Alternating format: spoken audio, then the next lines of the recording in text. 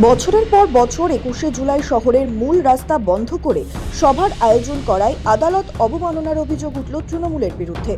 মমতা অভিষেককে অবমাননার notice ধরালো Kolkata high court. ২০১৮ সালে high court জানিয়েছিল শহরের কোনো বড় বা প্রধান রাস্তা সভার জন্য সম্পূর্ণ বন্ধ করা যাবে না। অভিযোগ, সেই নির্দেশ অমান্য করে ২০২৫ সালে শহীদ দিবসের সভা করে তৎকালীন ক্ষমতাসীন দল।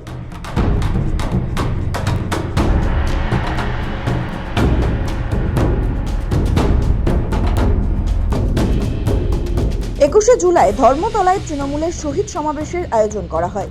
গোটা রাজ্যের তৃণমূল কর্মী সমর্থকরা ভিড় জমান। বছরের পর বছর তার ফলে একটা সময় শহরের গুরুত্বপূর্ণ রাস্তায় যান চলাচল প্রায় স্তব্ধ হয়ে যায়। তৃণমূলের সভার বিরুদ্ধে আদালত অবমাননার অভিযোগ তুলে সম্প্রতি হাইকোর্টে একটি মামলা হয়েছিল। আদালতের নির্দেশিকা গ্রাহ্য না করে বছরের পর বছর শহীদ সমাবেশের আয়োজন করায় এবার মমতা ও অভিষেক বন্দ্যোপাধ্যায়ের বিরুদ্ধে আদালত অবমাননার নোটিশ দিল কলকাতা হাইকোর্ট। গত ২০১৮ সালে তৃণমূল সহ রাজ্যের মোট ৩৮টি রাজনৈতিক দলকে নিয়ে জনস্বার্থ মামলা দায়ের করা হয়। কলকাতা হাইকোর্টের বিচারপতি জ্যোতির্ময় ভট্টাচার্য এবং বিচারপতি অরিজিৎ বন্দ্যোপাধ্যায়ের বেঞ্চে মামলা ওঠে। বিচারপতি ভট্টাচার্যের ডিভিশন বেঞ্চের পর্যবেক্ষণ ছিল, বড় কোনো রাজনৈতিক সভা বা মিছিল হলে কলকাতায় ব্যাপক যানজট হয়। তাতে ভুগতে হয় সাধারণ মানুষ, নিত্যযাত্রীদের। অ্যাম্বুলেন্স বা অন্যান্য জরুরি পরিষেবাও এর ফলে বাধাপ্রাপ্ত হয়। তা অত্যন্ত উদ্বেগের।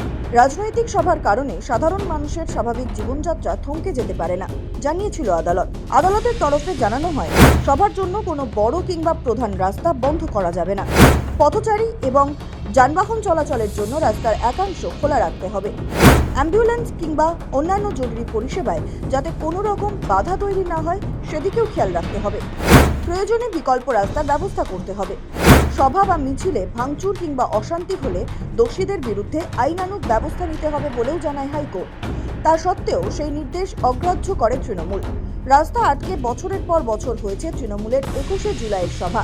তাই আদালত অবমাননার অভিযোগে এবার মমতা ও অভিষেক বন্দ্যোপাধ্যায়কে নোটিশ পাঠানো হয়েছে। নিজেদের বক্তব্য জানানোর নির্দেশ দিয়েছে আদালত। আদালত দেখতে চাইছে, কেন বারবার নির্দেশ দেওয়া সত্ত্বেও শহরের রাজপথ অবরুদ্ধ করে সাধারণ মানুষের জীবনযাত্রাকে স্তব্ধ করে দেওয়া হচ্ছে এবং এই বিষয়ে দলের শীর্ষ নেতৃত্বের কী ভূমিকা রয়েছে। মামলার পরবর্তী শুনানি ৩রা জুলাই।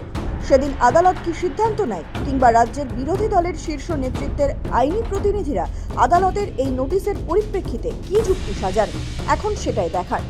তবে এই নির্দেশের ফলে যে আগামী ২১শে জুলাইয়ের সমাবেশের আগে কলকাতা হাইকোর্টের নজরদারি আরও কঠোর হতে চলেছে নিঃসন্দেহে।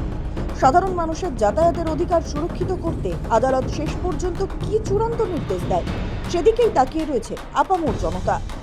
সৌভিক সান্যালের রিপোর্ট, সময় কলকাতা।